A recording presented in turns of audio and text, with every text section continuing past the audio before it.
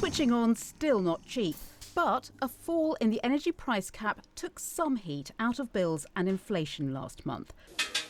And while food is still 15% more expensive than a year ago, price increases are slowing as some ingredients get cheaper and retailers try to keep a lid on costs. We hope all of the prices will go back to what it was sort of 3-4 years ago. If they don't, we'll have to, unfortunately, increase our prices so that we're able to absorb it, so that the business can cope.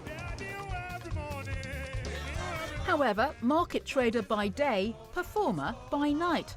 Feyisara is also part of one of Britain's biggest Nigerian bands. Here, bookings are booming, customers willing to fork out for a good time. Obviously, COVID, everybody shut down, literally. But as picked up weddings, and people are now going mad.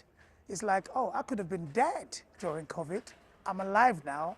I might as well celebrate and celebrate properly. Not everyone could treat themselves, but those who could afford to because of higher wages or savings did. It's why restaurant, hotel prices are up by almost 10%. Overall services inflation is at its highest rate for 30 years. It's that which the Bank of England worries about. It's why analysts think interest rates could rise again. It may also be why the government doesn't see its wish of inflation halving this year fulfilled. It was always very odd for the Prime Minister to say he has a target to get inflation down.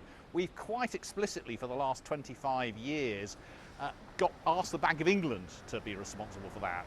Inflation might still halve over the course of this year, but whilst at the beginning of the year it looked nailed on, now it's maybe a 50-50 shot.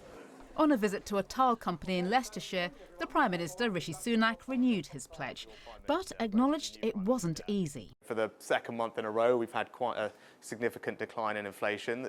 The plan that I put in place is working. Right? We are not there yet, but the plan is working, trust me, and I will be able to get inflation down for all of you. People are still paying more through the cost of living, so prices are still going up, but just at a slower rate. And I think people are really struggling now with the cost of living. These are bills that people can't afford to not pay. They're not things they can just decide they're not going to pay. 2 out of 3 households are already making some sort of cutback. Even if inflation eases further, prices are much higher than they were. The struggle for many continues.